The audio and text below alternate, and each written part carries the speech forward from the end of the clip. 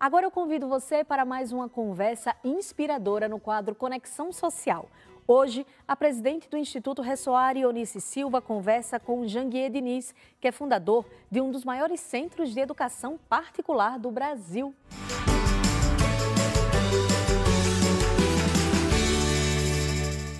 Olá, Renata. O Conexão Social de hoje traz uma história muito inspiradora.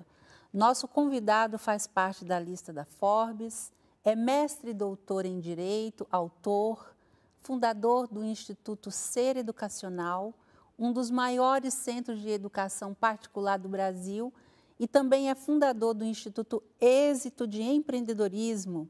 Eu tenho a honra de receber em nosso programa hoje o Dr. José Janguier Bezerra Diniz, que vai compartilhar conosco sua história inspiradora. Seja muito bem-vindo em nosso programa, Dr. Janguier. É um prazer estar aqui com você, para a gente falar sobre história de vida, empreendedorismo social, superação de adversidades. Então, um grande prazer. Dr. Janguier, sua história é um exemplo de vida, um exemplo de disciplina, de superação, que prova que tudo é possível quando há vontade e determinação de vencer.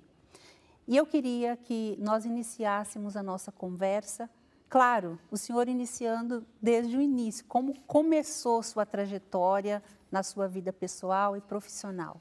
Claro, é um grande prazer contar um pouco da história de minha vida, né? Que é uma história de superação, de muita luta, mas também de muita determinação, de muita disciplina, de muito compromisso, de muito foco, de muita persistência, de muito trabalho, né? Trabalho árduo e extenuante, mas sobretudo de iluminação divina, de muita iluminação divina. Eu costumo dizer que sou iluminado por Deus, né? Mas eu queria começar do começo, né? Eu sou um sertanejo, nascido numa pequena cidade da Paraíba. Eu costumo dizer que não tinha nem no mapa, né? Porque era distrito de Piancó, Piancó na Paraíba, terra de Elba Ramalho, Zé Ramalho. E aí, quando eu tinha 6 anos de idade, meus pais que não tiveram oportunidade de estudar, se mudaram para Naviraí, no Mato Grosso. Meus pais eram agricultores, então a situação lá na Paraíba é difícil, seca, né? Você conhece muito bem lá no Irecê, uma região que chove muito pouco, né? Quase que não chove. Sim. E aí, aos 8 anos de idade, eu montei meu primeiro empreendimento, que foi uma caixa de engraxate. As pessoas costumam dizer, você foi engraxate achando que é brincadeira. Não, eu fui engraxate de rua. Estudei a vida inteira em escola pública e, na época, eu estudava em escola pública e via meus colegas irem ao matinê todos os sábados, ao cinema, ao sábado. Como meu pai ganhava um salário mínimo, era agricultor, eu não tinha dinheiro para ir ao cinema. Então, eu falei, eu tenho que fazer alguma coisa, né, para poder ir ao matinê. Foi aí que eu construí uma caixa de engraxate com a ajuda do meu tio, e todos os sábados eu ia ao cinema e ainda levava dinheiro para casa. Puxa Então, vida. meu primeiro empreendimento foi aos 8 anos de idade. Só que o empreendedor, por si só, ele é ambicioso, né? E eu via meus colegas de rua ganhando mais dinheiro que eu, vendendo laranjas, pocãs, mexericas, de casa em casa. E eu aí, com ambição, resolvi vender minha caixa de engraxate e comecei. Ia na Ceasa, comprava laranjas, pocãs, mexericas e saía vendendo de casa em casa. Só que uma das características do empreendedor de sucesso é o conhecimento, né? Ele tem que ter conhecimento sobre o seu produto, sobre o mercado, sobre a sua clientela, sobre os seus concorrentes. E aí eu não tinha conhecimento de que a safra ela era sazonal. A safra na época não tinha tecnologia, a safra de laranja. E aí eu quebrei, né? Ou seja, acabou a safra, eu não tinha mais produto. Eu mudei de negócio, aos 10 anos comecei a vender picolé de casa em casa. Ia na sorveteria, comprava picolé e saía com a caixinha vendendo de casa em casa. Quando eu fiz 10 anos, meus pais se mudaram para Pimenta Bueno, em Rondônia. Cidade pequena também, tinha muitos índios, porque muitas aldeias de índios ao redor, muitos porcos do mato, né? Porque a cidade é situada entre 2 rios, aí os porcos cruzavam o rio, aquele monte de porcos do mato. Estou contando isso para mostrar o quão selvagem ainda era a cidade. Isso foi em 1974. Agora, eu cheguei lá com 10 anos para estudar também em escolas públicas. Dos 10 aos 14 anos eu morei lá em Pimenta Bueno. E dos 10 aos 14 anos eu trabalhei como vendedor de lojas, de roupa em lojas, como garçom, como office boy de escritório de contabilidade e até como locutor infantil. Quando eu terminei o primeiro grau, que hoje é o ensino fundamental, lá não tinha o segundo grau, que é o ensino médio. E meu pai, agricultor, queria que eu fosse trabalhar como agricultor também, né? Porque terminou o primeiro grau, para ele já estava formado, porque ele não estudou. Ele não fez nem o ensino infantil. Então, para ele, já terminando o primeiro grau, já estava... Mas eu queria mudar de status quo, eu queria mudar daquela situação de pobreza, aquela situação difícil, de dificuldade. E lá na cidade não tinha, em Pimenta Bueno não tinha segundo grau. Só tinha Ji-Paraná e Porto Velho, que era uma cidade grande, e meu pai não podia me mandar para lá. E aí eu disse para ele que não, que queria estudar, que ia embora, ia para o Nordeste, porque eu sabia que eu tinha uns tios lá no Nordeste que podiam me ajudar. E foi um curso que mudou a minha vida. Foi o curso de datilografia.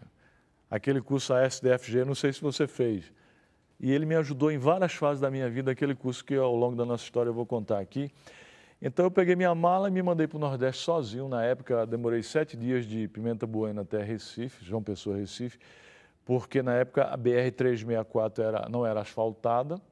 Então, de 900 quilômetros de Pimenta Bueno a Cuiabá, eu demorei 4 dias, porque o ônibus atolando, era mês de dezembro, né? Época da chuva. Mas quando eu cheguei lá, procurei o tio meu, que não me conhecia, irmão da minha mãe, e ele, advogado, era um advogado famoso, e aí eu contei a história toda para ele, que queria estudar, se ele podia me ajudar, e ele perguntou se eu sabia fazer alguma coisa. Na época não tinha computador, tinha aquelas máquinas Remington e Olivetti e aquelas secretárias dedógrafas. E aí ele perguntou se eu sabia fazer alguma coisa, eu falei, eu sei datilografar. Ele me deu uma petição manuscrita e eu rapidamente fiz a máquina quase que pegar fogo. E ele ficou encantado com aquilo. Ele falou, rapaz, onde é que você aprendeu a datilografar também? Eu vou lhe dar um emprego, você vai ser office boy do escritório, procure um quarto aí para morar, uma escola pública. E ali começou a minha vida, mudou a minha vida. E aí eu comecei a trabalhar com ele, eu queria ser médico, mas me apaixonei pelo direito, porque era um escritório de advocacia. E aí trabalhava de dia, estudava à noite, passava finais de semana estudando, aí consegui passar no vestibular da Universidade Federal de Pernambuco para Direito, que na época era uma das melhores universidades do Brasil. E antes de me formar em Direito, eu montei minha primeira empresa que quebrou, uma empresa de advocacia de cobrança que quebrou. Foi aí que eu decidi fazer o concurso para a magistratura. E até eu tracei um plano de estudar 3 anos, 6 horas por dia. Até para você estudar, você tem que ser empreendedor, né? Você tem que traçar, né? Disciplinado, disciplina, dedicação, metas. Então, eu tracei aquela meta de estudar durante 3 anos, 6 horas por dia, e estudava todos os dias, inclusive sábados, domingos e feriados. Naquele dia que eu não podia estudar, eu tinha que pagar as horas no dia seguinte, porque aquilo era uma determinação, era disciplina, era um plano, era uma meta que eu tinha que ser cumprida. Depois de reprovar em vários concursos, com 2 anos, eu vi o programa 3 vezes e aí passei para a magistratura entre os primeiros colocados e aí começou realmente a minha vida na magistratura trabalhista. Depois tem uma longa história pela frente que eu posso contar ao longo da nossa conversa. Você vai continuar contando. A gente agora tem um vídeo que fala um pouco da sua história também, que é bacana da gente ver ela contada ali em vídeo. Nós vamos acompanhar agora.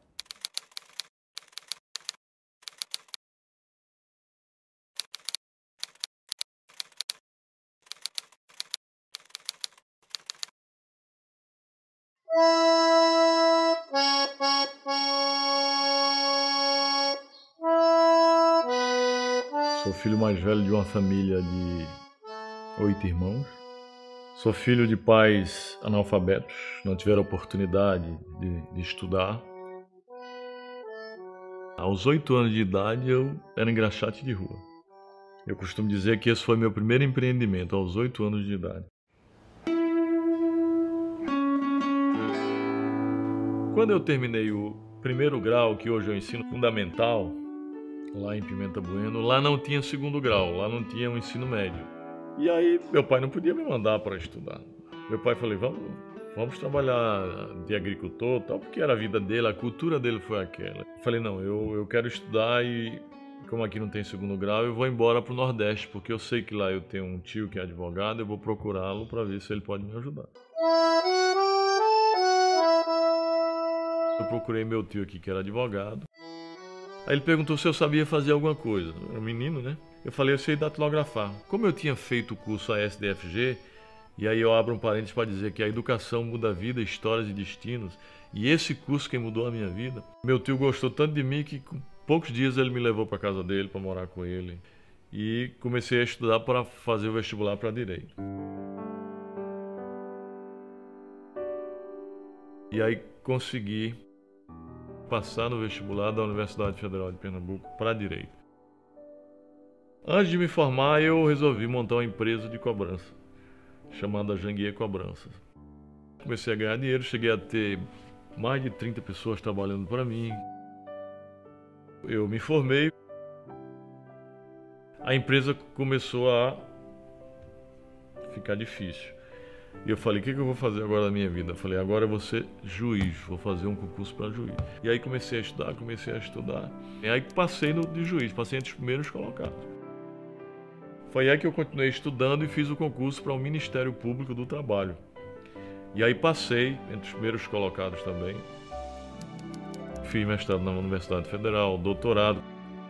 E aí eu fiz o concurso para ser professor da Universidade Federal de Pernambuco, passei também, comecei a assumir. Consegui começar a escrever os meus primeiros livros, hoje já tenho 18 livros escritos. Só que eu tinha o sonho de empreender. Eu montei o meu primeiro empreendimento que teve sucesso, que foi o Birô Jurídico. E aí o negócio começou a crescer. Era um sucesso esse curso e eu tinha alunos até de Manaus, eu recebia alunos do Norte, Nordeste todo. Eu sempre quis criar uma faculdade. Montei os meus primeiros projetos da Faculdade Maurício Nassau. O primeiro prédio do Grupo C Educacional, que é o Bloco A da Faculdade Maurício Nassau, eu comprei fiado.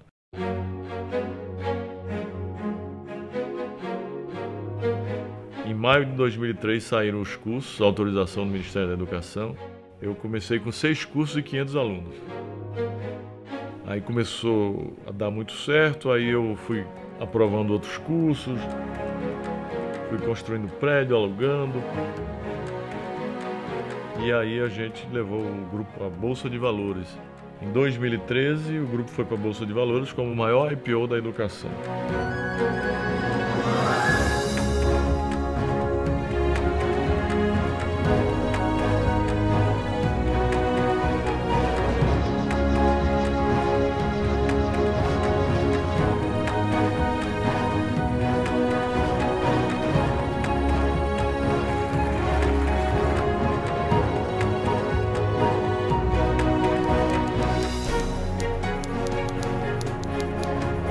Faz nada sozinho.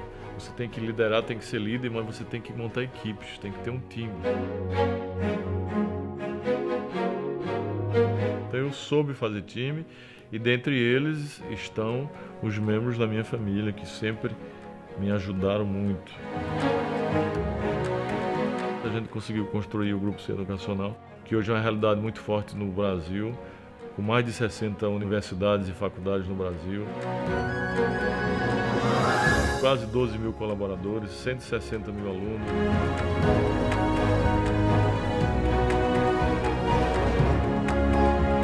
Na busca, na luta e no caminho, na trajetória para o sucesso, a primeira pessoa que você tem que vencer é você. Por quê? Porque você é a única pessoa capaz de desistir dos seus sonhos. Se você vence a você e nunca desiste dos seus sonhos, você com certeza vai alcançar o sucesso.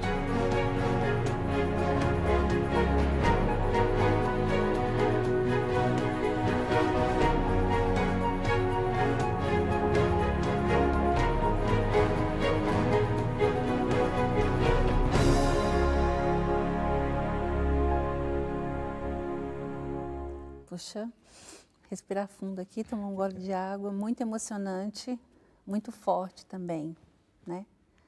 É forte. Muito forte, muito bacana. Diante de tudo isso que a gente assistiu, eu queria que o senhor falasse agora quais foram os seus maiores desafios como empreendedor. O sucesso está inexoravelmente vinculado ao fracasso, né? Na garupa do sucesso vem sempre o fracasso. nas dificuldades, os obstáculos, as adversidades.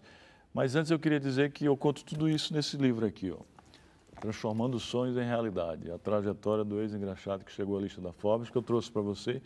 Esse vídeo aí, trouxe outros também aqui, né? Esse vídeo são só 22 na agora, época eu tinha né? 18, né? Hoje eu tenho 22 livros. Tenho esse aqui também que trouxe presente para você, Axiomas da Prosperidade. Sempre livros que mostram às pessoas que é possível. Não interessa de onde elas venham, o que interessa para onde elas queiram ir. Esse livro aqui, Arte de Empreender, né? Que aqui eu mostro as características, as habilidades, as hard skills, as habilidades técnicas para empreender. E esse que é o último aqui, trouxe para você também, esse que é o último, foi o meu último livro, Inovação em uma Sociedade Disruptiva. Esse é o mais recente. É, o mais recente, né? Onde eu trato desse momento atual, né? Eu costumo dizer que a gente está vivendo numa sociedade que deixou de ser meramente globalizada, mundializante, aldeia global, para se transformar numa sociedade tecnotrônica, tecnológica, digital e disruptiva, onde tudo muda muito rápido, né? Então as pessoas têm que, para sobreviver, para crescer, prosperar nessa sociedade, ela tem que se reinventar diuturnamente. Todos os dias você tem que se reinventar. Quando eu fui fazer o concurso para a magistratura, na época não tinha cursinhos preparatórios bons, né? Tinha aqueles pés de escadas. Então eu tive que ser autodidata, foi outra dificuldade. Eu estudava sozinho, né? Não tinha internet na época, outra dificuldade, eu tinha que estudar sozinho. Eu ia nas bibliotecas públicas para estudar, né? À noite, trabalhava de dia na biblioteca para estudar, pegava aquele monte de livro, até livro desatualizado, outra dificuldade. As pessoas pensam que as coisas são fáceis, né? Mas quando eu passei na magistratura, aí eu tive a ideia de montar um cursinho exatamente para superar essas dificuldades das pessoas. E eu criei o cursinho Birô Jurídico, que foi o embrião do Grupo Ser Educacional, o embrião da faculdade. Mas para criar a faculdade e o próprio Birô Jurídico, eu também passei por dificuldade. O Birô Jurídico foi o cursinho que eu criei, que foi o embrião do Grupo Ser Educacional. Porque eu comecei ensinando sozinho, eu ensinava 5 matérias. As pessoas não acreditavam em mim porque eu era um estranho, eu era um alienígena, não era de Pernambuco. Pernambuco existia o tradicionalismo, o coronelismo, aquelas pessoas de famílias tradicionais. Eu vinha de lá e montei um cursinho, depois montei uma faculdade. Para eu criar a faculdade, eu passei 3 anos, eu dei entrada nos projetos em 2000 e passei 3 anos, quase todos os meses, com o meu salário de procurador na época, eu indo a Brasília para dar andamento nos projetos. Passei 3 anos gastando no meu salário, então outra dificuldade. Então as dificuldades foram muitas, né? Em 2003, o senhor criou a Faculdade Maurício de Nassau, em Recife, que você falou, né, que é o embrião do Ser Educacional hoje. E esse é um dos centros de educação maior que a gente conhece ali na região e no Brasil, né? Uhum. Eu queria que você falasse dessa conquista e como é que foi essa transição para você mudar. Você falar, agora então eu vou, porque você batalhou muito para ser juiz, né, para ser procurador. Como é que foi para você mudar e falar, agora eu quero trabalhar só com isso? Pois é, quando eu entrei na magistratura no ano de 1992, fui magistrado por mais de 1 ano, tive a oportunidade de ficar na capital, mas substituindo numa vara cujo titular estava no tribunal, mas quando ele voltasse, eu ia ter que morar no interior, porque o magistrado tem que começar pelo interior. Eu, como passei entre os primeiros colocados, eu tive a oportunidade de ficar na capital 1 ano e pouco nessa vara. Mas se eu fosse morar no interior, eu ia ter que passar muitos anos, e aí eu não ia poder realizar outros sonhos, porque eu tinha sonhos de empreender. Eu queria fazer mestrado, eu queria fazer doutorado, eu queria montar o cursinho Birô Jurídico, queria empreender no empreendimento educacional, eu queria ser professor da Universidade Federal de Pernambuco, eu queria escrever livros, e no interior eu ia ter muito menos oportunidades. Como é que eu morando no interior, como é que eu iria? Você ia voltar, na verdade, tinha vindo do interior? Exatamente, e aí eu pedi exoneração do cargo de magistrado. Que era uma loucura na época. Meus colegas, um salário muito bom, graças a Deus, né, na época, e hoje também é bom, que proporcionava estabilidade. Aí meus colegas ficaram, poxa, como é que você vai pedir exoneração? Mas eu também, não era bobo, né? Eu já estava passando no concurso do Ministério Público do Trabalho, que ganhava a mesma coisa e não precisava ir para o interior. E eu falei, eu pedi exoneração, mas já estava passando, aí passei a assumir Ministério Público, passei na época em 11º colocado no Brasil e o concurso era a nível nacional, um concurso de 9.000 participantes. Bacana. E aí eu escolhi ficar em Recife, porque eu podia escolher qualquer lugar do Brasil, e aí eu pude transformar vários sonhos em realidade. Eu digo para você que para você construir pirâmides e impérios, existem 4 elementos fundamentais. Primeiro, a educação. Você quer mudar um país, mudar o mundo, só através da educação, né? Segundo, através do trabalho. Terceiro, através da resiliência. Você tem que ser altamente resiliente, porque a resiliência é a capacidade de você superar as adversidades que vai surgir na sua vida, e todo dia vai surgir. Sim. E em quarto lugar, o empreendedorismo.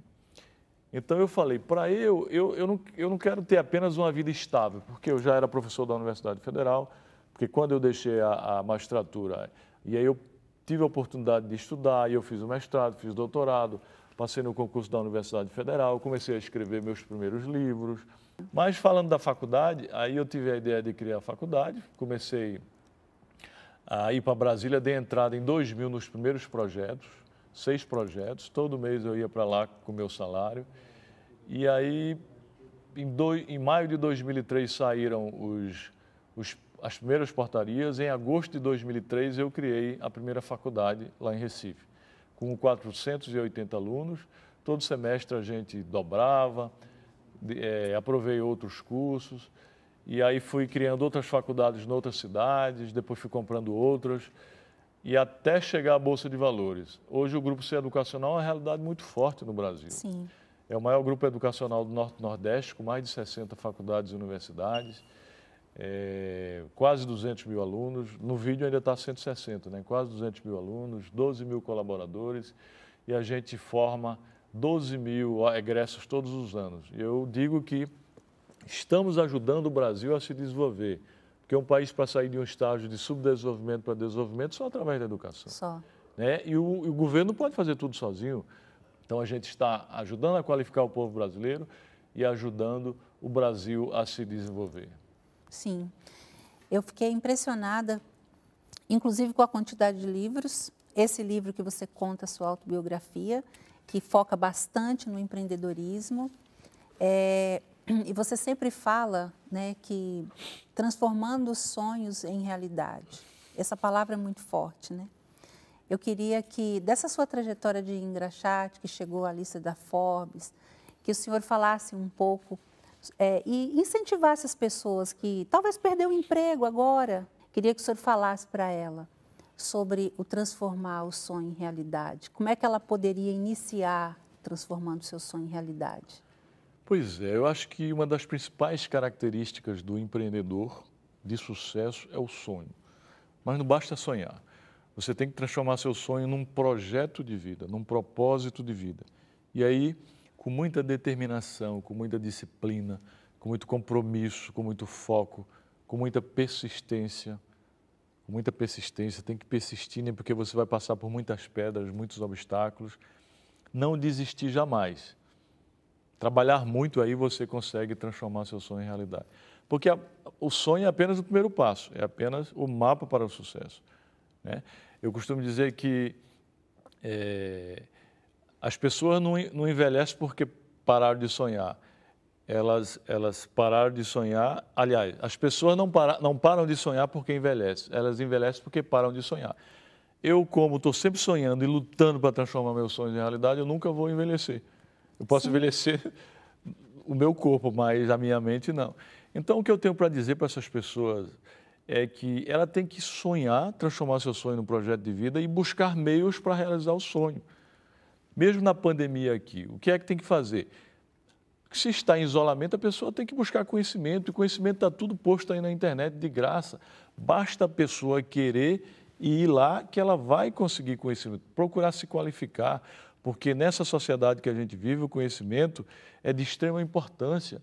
O conhecimento é muito mais importante hoje que os recursos materiais como fator de desenvolvimento humano. Sim. Então, procurar conhecer tudo sobre o seu empreendimento que está passando por dificuldade, procurar digitalizar o seu produto ou o seu serviço. Nós, por exemplo, no Grupo C Educacional, assim que chegou a pandemia, a gente já vinha passando por uma transformação digital, mas a gente teve que rapidamente acelerar, né? Colocar 12 mil colaboradores em casa, em home office, todos quase 200 mil alunos sem aulas presenciais, mas a gente não podia parar. Então a gente treinou os professores rapidamente e todos eles estão tendo aulas remotas, assim, interativamente com os professores, porque a gente já vinha fazendo a lição de casa, a gente já vinha implementando uma verdadeira transformação digital. As pessoas costumam dizer, Janguier, você deve ter muita sorte. Ora, pessoal, sorte não existe. Sorte é a conjugação de conhecimento, preparo, habilidades, competência, ousadia, coragem, determinação, disciplina, compromisso, tudo aquilo que eu sempre falo, né? E todo mundo tem isso, todos os seres humanos podem ter isso, só não usam, porque eu costumo dizer que esses elementos constituem o verdadeiro combustível para o sucesso e para a prosperidade. Agora use com disciplina, se não usar, aí você não vai chegar a transformar sonhos em realidade, a materializar os seus sonhos. Usar melhor o tempo, né? As 24 horas, todos têm da mesma porque forma. O tempo é o bem mais precioso que a gente tem, é o bem mais democrático que todo ser humano tem, igualdade de condições, né? E aí as pessoas ficam matando o tempo. Quando a pessoa mata o tempo, ela é um verdadeiro suicida, porque está matando o bem mais precioso que tem. Sim. Né? E ele é muito democrático, porque todos temos as mesmas 24 horas, né? Mesmo 24 horas, cabe à pessoa otimizar da melhor maneira possível o tempo para gerar produtividade. Eu costumo dizer que o dia tem 24 horas, dá para fazer muita coisa. Sim. Você pode trabalhar 12 horas, é o que eu trabalho, 12 a 14 horas. Você pode dormir 6 e ainda sobram 6 horas para namorar, para fazer um monte de coisa. Para estudar. Por que é que as pessoas dizem que não tem tempo? Sim. Para estudar. Porque usa mal, né? Usa mal o tempo, é a otimização. A questão não é a falta de tempo, a questão é a má gestão do tempo. Agora, doutor, eu sei que o senhor também é um investidor social bastante ativo, né? Queria que o senhor falasse sobre o investimento social, primeiro, esse investimento privado que a gente acredita, né, que todos nós temos que exercer, e depois do trabalho do êxito. Quero repetir aqui, né, que não interessa de onde a pessoa vem, o que interessa é para onde ela quer ir. Não interessa o que fizeram da gente, o que interessa é que nós vamos fazer com o que fizeram da gente. Com base nesse princípio, com base nesse conceito, com base naqueles 4 elementos, estudo, resiliência, trabalho e empreendedorismo, eu consegui construir várias coisas em minha vida, como foi dito e posto anteriormente. E quando você, até chegar à lista da Forbes, por exemplo. Hoje eu sou membro da seleta lista da Forbes, né? Isso, não estou dizendo isso para me gabar, mas estou dizendo isso para mostrar que é possível. Uma pessoa que era engraxate, filho de pais que não tiveram a oportunidade de estudar, chega lá. Então, isso é uma lição que eu quero passar para todos. É possível. Agora, quando você chega lá, você tem que pensar nos seus propósitos. Porque viver de verdade é viver com propósito. O resto é apenas existir, é sobreviver. Então, você tem que ter um propósito na sua vida.